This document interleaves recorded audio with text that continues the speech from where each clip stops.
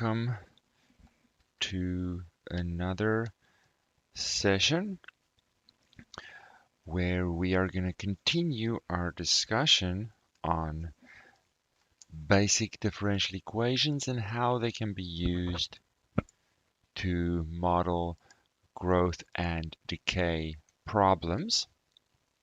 Just get set up here. Oopsie. Now it's, in my opinion, nice to have a big picture idea of what is happening, what we're doing, what we're not doing, and how it's building up, and the variety that we have seen. So our growth and decay problems so far have been a very basic exponential growth equation where the rate of change, the growth rate of the population, is proportional to the population size.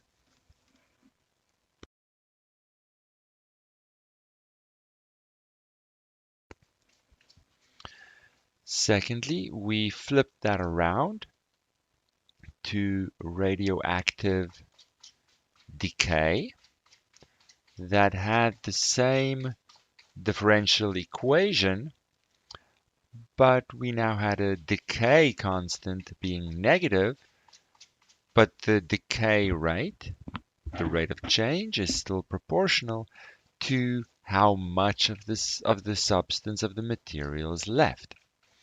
Then we said, well, our basic exponential growth is fine up to a point where it then becomes a little unrealistic due to space limitations.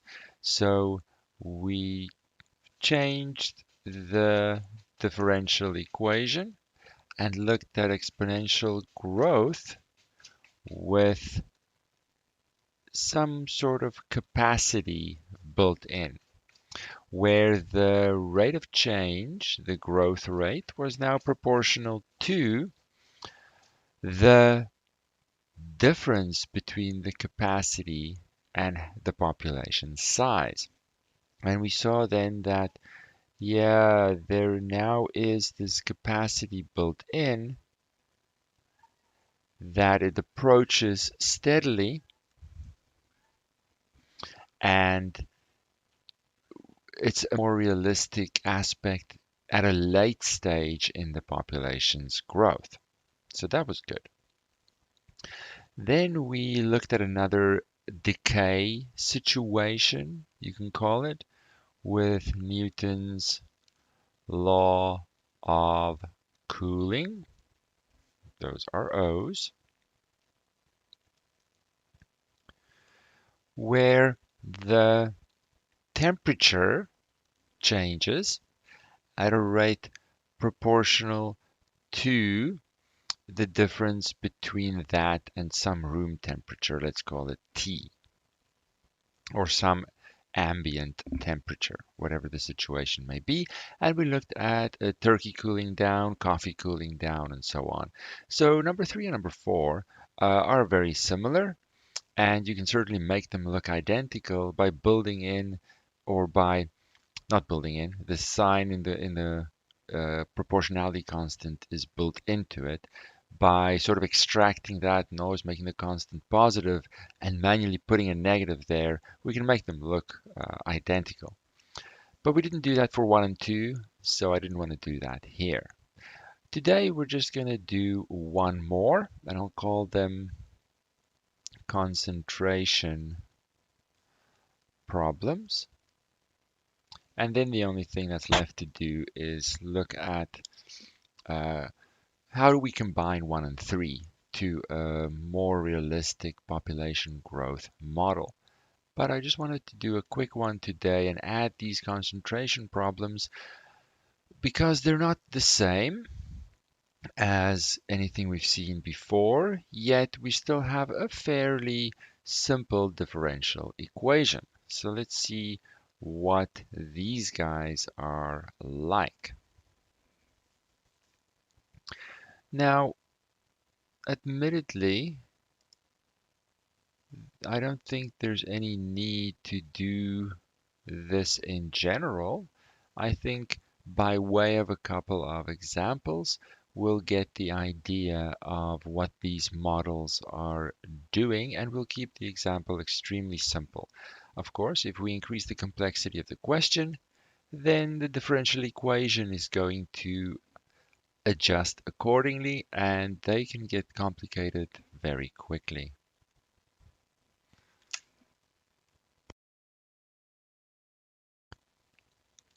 So let's have a look at, for example, let me just resize this so that my camera is in view. Come on. Like so, perhaps. There we go. Let's look at 1443, 1444, and we'll get the idea. Mixture problems. I guess that would be a better name, right? Well, concentration is involved, the concentration, salt concentration, but I guess mixture problems might be a more appropriate name. Let's look at 1443. A tank initially contains 20 gallons of pure water. Brine containing 2 pounds of salt per gallon flows into the tank at a rate of 3 gallons per minute, and the well-stirred mixture flows out of it at the same rate. How much salt is present in the tank at any time t? And then how much salt is present at the end of 20 minutes? How much salt is present in the long run? Okay, fine. I'm going to need the function to answer those questions. Just the setup first. So let's get creative and draw a little picture here.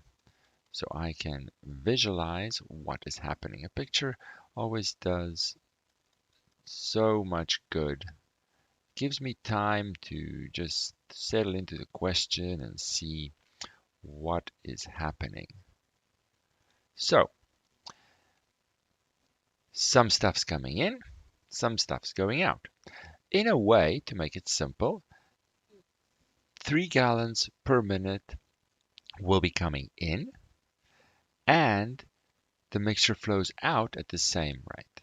So that is very handy to keep things simple. 3 gallons per minute flowing in, 3 gallons per minute flowing out. So in the tank, I stay constant at 20 gallons. Now I want to know the actual amount in pounds of salt that I'm going to have in this tank. So let's define a variable.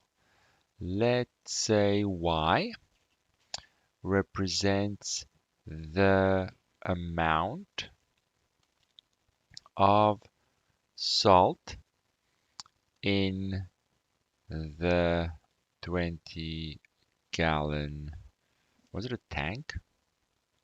Tank, yes, tank. I suppose let's clarify that even further at time t, and t will be in minutes because that's the time unit that they refer to.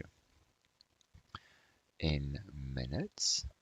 Okay, so now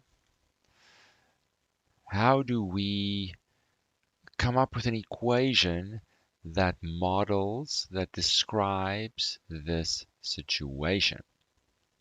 Well, the amount of salt is changing because there's a salt mixture flowing into the tank, so therefore the amount of salt is increasing. And so I have a rate of change. So the rate of change in the amount of salt, or the increase in the salt amount in this tank, can be calculated in two ways. First of all, it's represented by dy dt. Now let's keep track of the units here, which might be helpful. This is going to be pounds per minute. I'll do it like this.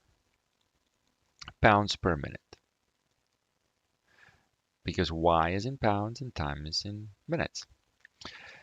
So now I have to make sure that the way I set it up, I preserve this unit throughout, this pounds per minute unit. And that's a way for me to check if I've done it correctly. So first of all, it's going to be salt coming in minus salt going out. Some salt's coming in, some salt's going out, but different amounts. Okay. Now, how much salt is coming in? Well, they say brine containing 2 pounds of salt per gallon. So 2 pounds per gallon. So now I have here pounds per gallon. I'm going to have to multiply that with gallons per minute to get the pounds per minute unit. So coming in, 2 pounds of salt per gallon at 3 gallons per minute will be 2 times 3. 2 for the pounds per gallon, 3 gallons per minute. So by keeping track of the units, I have that little help. So I'm just going to move this second term a little bit further out so I can have some space here. Now, some salt is being lost because of the 3 gallon per minute exit. So again, I'm going to need pounds per gallon that's leaving. And in order to get that as pounds per minute, I need to multiply that by gallons per minute to make sure my units are correct.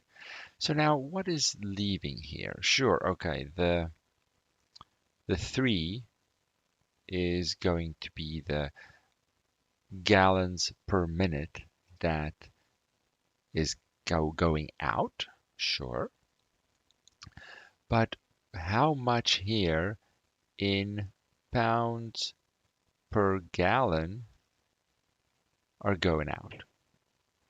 Well, I have in this 20 gallon tank, I have Y pounds of salt. So the per gallon amount is therefore Y divided by 20. Y pounds of salt in 20 gallons. So Y divided by 20 is the per gallon amount of salt.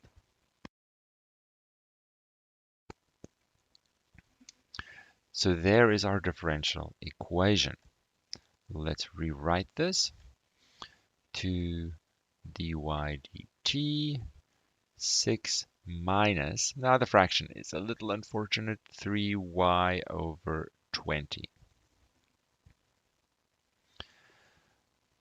And my initial amount, they say initially it contains 20 gallons of pure water, so there is no salt in the tank. So there's my differential equation. Now this one, I guess you could argue, is a little bit more complicated in that I need to put these terms together because when I separate the variables, it can only be done with multiplication and division.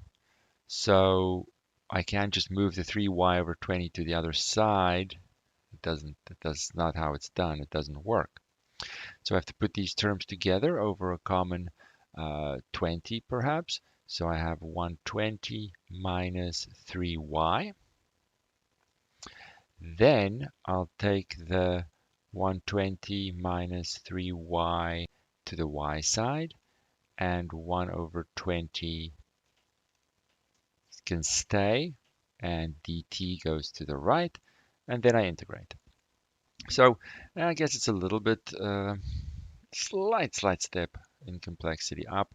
I just have to be careful with my separation of the variables. Regardless, in terms of finding the antiderivatives, it's not really too much.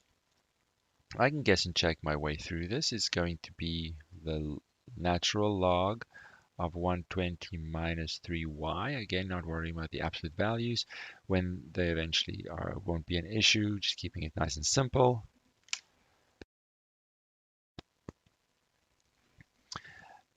But if I leave it like this, then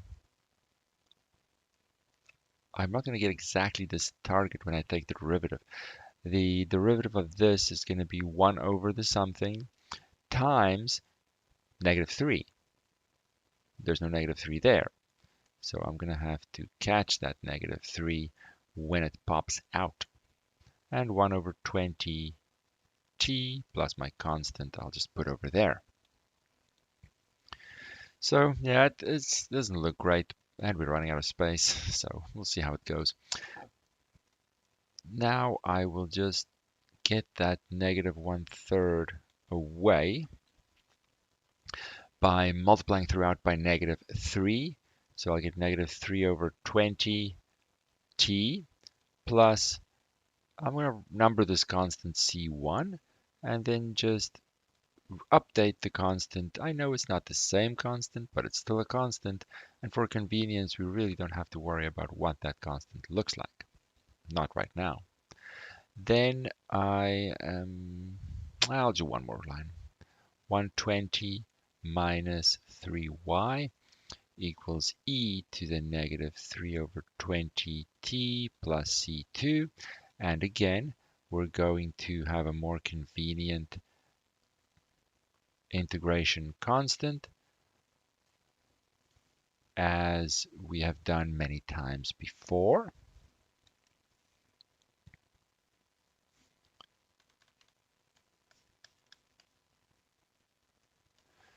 Now let's just make sure we copy this over right. 120 minus 3y.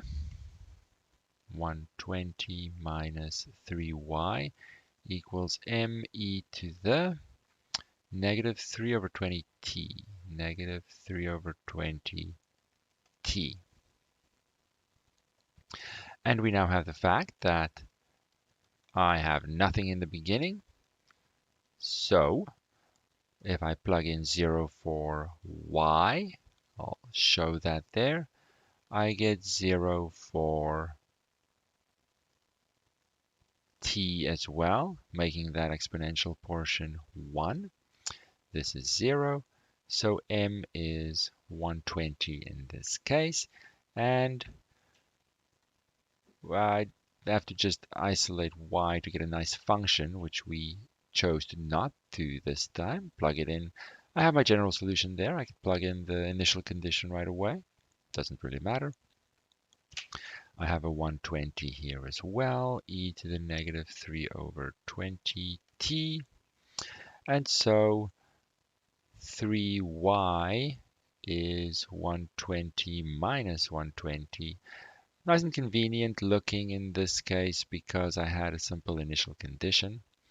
This guy goes to the other side, that guy goes over, and y dividing throughout by 3 will be 40 minus 40e to the negative 3 over 20t. Now I'm not going to factor out the 40 because it's not always going to be the same number. We have our function right there. And you see that it looks very similar, looks familiar, that our, where's my pen? Our salt is going to increase over time, but it's going to cap out at this 40 mark, starting at 0 in this case, going up to our 40. Now we can answer different questions here. Let's say, how much salt is present at the tank at time t? Okay, fine, we've done that already. How much salt is present at the end of 20 minutes? So at the end of 20 minutes, we simply have 20 for t, and we calculate it. It's not much to it. Let's get that done. I'll just use the MathBot calculator in Discord. So 40 minus 40 times e to the power of, I'll put that in brackets, negative 3 divided by 20 times, times 20. Oops, my brackets did not go well. Let me just fix that 1 second here, like so. MathBot says, whoopsie, 38 point, let's go 0.1 if we round to 2 decimal places. So approximately, I can't get my p's to look right. Approximately 38 pounds of salt after 20 minutes. So we start with nothing. We put in a salt concentration mix, 2 pounds of salt per gallon into the tank at a certain rate. I also lose water at a certain rate, at the same rate, to keep it nice and simple. And slowly the amount of salt in the 20 gallons increases, and at 20 minutes we have 38 pounds of salt. How much salt will there be in the long run? So let me back up a little bit here and say, and just check. This is a fairly beginner level discussion here, so I don't want to assume too much. You have a function like this in the box. How do you know what that looks like? How do we make it simpler and use our knowledge of transformations to see, well, how do I know what the graph looks like without a graphing calculator or some other help? One way we could do that to make a little bit more sense is to just look at the transformations of a simpler function that has the same look to it. Let's just say 2 minus 2e to the negative t. 2 minus 2e to the negative t. That still captures the same transformations without it being unpleasant fractions and all kinds of things. I don't really care about the scaling in there, or that much about the scaling in front of the exponential function. I'm just worried about the key transformations that I get. Because this we've done very early on, so we know how to handle this. If I start with now I'm going to do it in a lot of detail. If I start with my basic exponential function, like that, then I change my function from e to the t to e to the negative t. That is done by replacing t. I feel better if I label my axes here. Replacing t with negative t. What does that do to the graph? That flips it horizontally, reflects it in the y-axis. So let's try and have a decent graph backwards. Not always that easy. So I still have a 1 y-intercept here. Still have a 1 y-intercept there. Now, what's next here? I could perhaps multiply the whole right-hand side by 2 e to the negative t. What happens to the graph? Well, not much. I'm just stretching it out a little bit. I'm not going to emphasize the stretch too much. I'll indicate. Oh, come on! I'm so wobbly this way around. So wobbly. I'm going to do it in little pieces. Not that that's any better. But my y-intercept is now at 2 because I've stretched it vertically. Then I will take that and multiply the whole right-hand side by a negative. The 2 and the negative are viewed as separate transformations for convenience.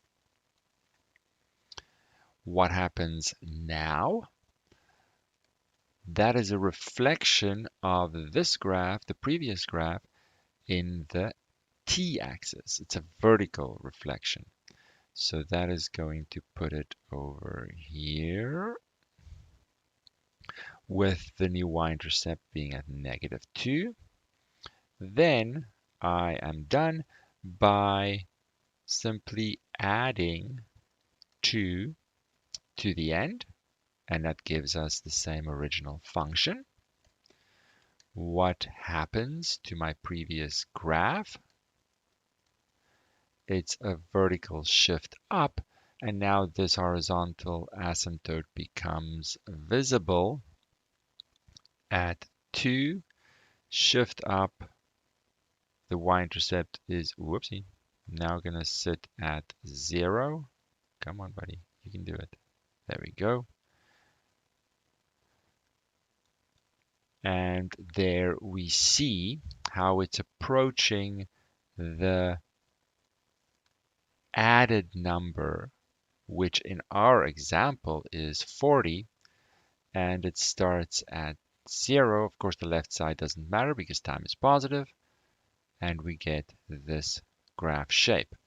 So long term, the amount of salt, or let's just say we're approaching 40 pounds of salt, but we'll never actually get there. It's just getting closer and closer and closer. That's sort of the capacity due to the volume and everything that it cannot get. The closer it gets to that capacity, the more it slows down, which you can see in this original differential equation. Not quite, but I do have a capacity aspect here. You can see if I factor out, well, it's not quite clear what the capacity is from looking at the differential equation, to be fair. But if we look at the function version, it does have that same look as it does in the capacity exponential growth model. So admittedly, from the differential equation, it's not always clear exactly what the features of the function will be, but we solve the differential equation, and then we analyze the situation. Did we answer all the questions? Yes. Okay. So let's just do one more to get the hang of this. Let me make a new page here. New page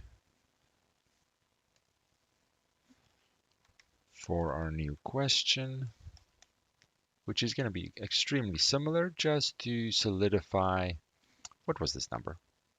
1444. Solidify the concepts and the procedure for this slightly different question. Of course, there are many other questions we could do. One could make it much more complicated very quickly, but that's not the point for this introduction discussion. A tank initially contains 50 gallons of brine in which 10 pounds of salt is dissolved. Brine containing 2 pounds of dissolved salt per gallon flows into the tank at the rate of 2 gallons per minute, and the well-stirred mixture flows out of the tank at the same rate. How much salt is present in the tank at the end of 10 minutes? Well, let's set up the situation. I really like a picture in this case. Just gives me time to get on top of what's happening here. Stuff's coming in, stuff's going out. Okay, I have a mixture problem. I'm going to let Y represent the amount of salt in pounds at time t, and time is, I think, again in minutes. Whoops, whoa, what happened there? Come back to me. In minutes, there we go. That's going to be in minutes. Okay, let's see what we have here. So I have 50 gallons in my tank, 50-gallon tank. Initially, I have 10 pounds of salt. Okay, so my Y0 is going to be 10.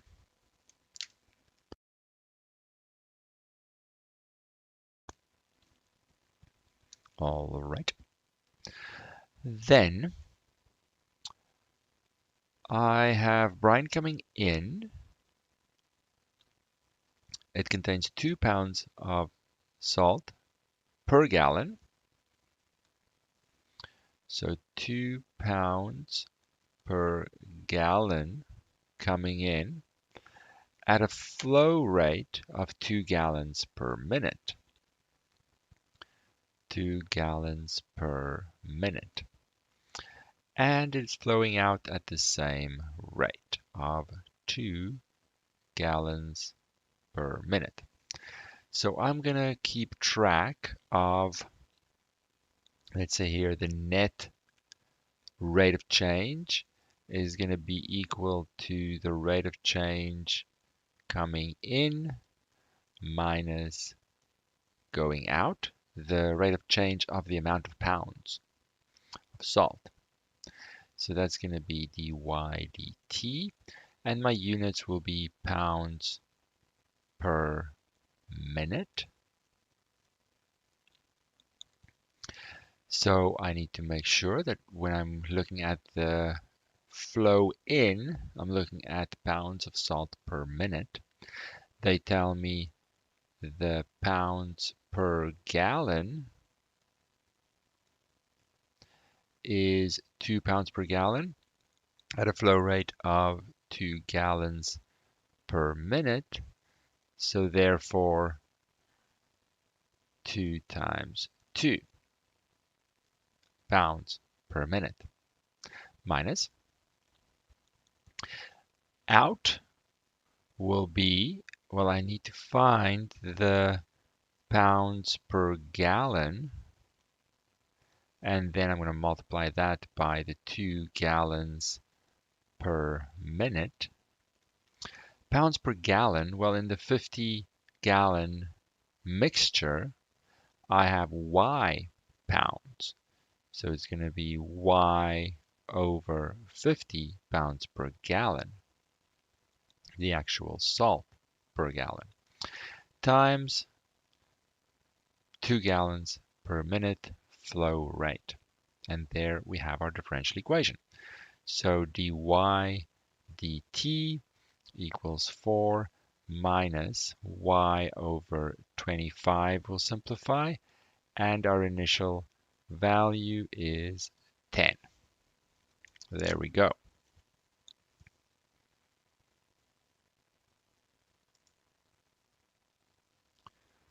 Okay. Now, whoopsie. That's our differential equation. Before we worry about any other questions, we have to solve this differential equation first. So I will put the two terms on the right together over 25. It's going to be a nice 100 minus y. 4 excuse me, for 1 over 100 minus y dy and 1 over 25 dt. Integrate both sides. So I get natural log 100 minus y, but with a negative, 1 over 25 t with my integration constant. So natural log 100 minus y is going to be negative 1 over 25 t plus a different integration constant. So 100 minus y is going to be e to the negative 1 over 25 t plus integration constant, which I will rewrite to a different integration constant. I'm just making it look like, I'm just calling it m to make it a little bit more visually stand outish. E to the negative 1 over 25 t. Now, a little bit different to what we had before. I can solve for y first, perhaps.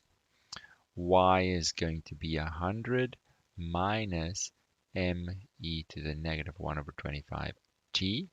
And then we can use the fact that initially I have 10 pounds of salt.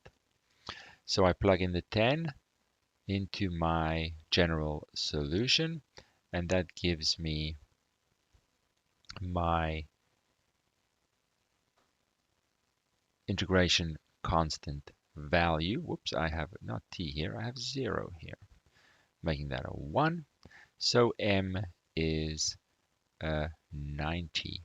And so my function, my solution to the differential equation of the pounds of salt that changes over time is 100 minus 90 e to the negative 1 over 25 t. All right, so let's put that in a box here.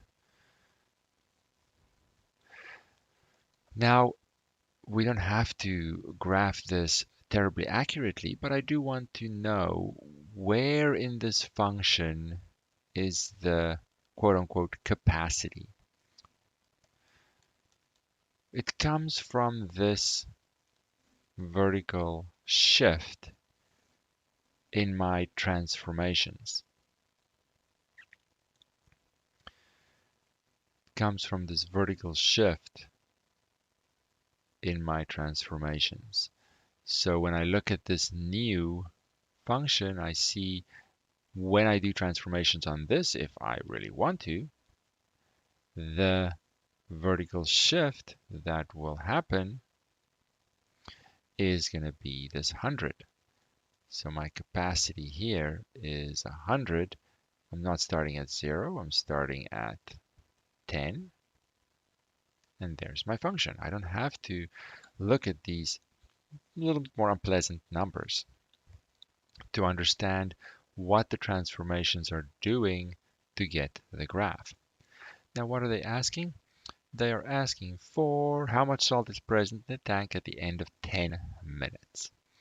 So after 10 minutes, we simply plug in 10 for t, and what do we get? Let's see. So I'm back to Discord. See the description if you are not on the Discord channel yet, where we discuss and you can ask questions. I'll just use the MathBot to show the calculation in chat as well. We have 100, just looking at our function, minus 90 times e to the power of, I'll put that in brackets, so feel free to follow along as we go. Negative 1 divided by 25 times 10 minutes. Every time I do not go back into my bracket. Man, let me just fix my brackets here. That looks good. Can we actually see this in chat? We will in a second. 39.67. So we are over here somewhere. Oh, we're not even close, right? We're over here somewhere. after 10 minutes, 39-ish. So it's a little bit slower because the tank is bigger, to be fair, but you get the idea. So this is going to be, oh, come on, stupid line. This is going to be in pounds, approximately, or just under 40 pounds of salt we have after 10 minutes. But we know from the function that we are slowly, the amount of pounds of salt slowly increasing to try and reach this 100. It's a hard cap. It'll never actually get to 100. And the closer it gets, the more it slows down because, where's my tank here? The Initially, what's coming out of the tank has a very low amount of salt. So I'm gaining salt rapidly. But the more salt in the 50 gallons, the higher the concentration and the more salt is exiting to the point where they are matching each other almost perfectly. And the actual increase in the amount of salt gets really, the graph gets really flat. So the actual increase gets very close and closer, in fact, to zero. So with this, we've introduced, let me just go to the top here. We've introduced over the last 5 videos uh, a nice variety in our introduction to growth and decay problems.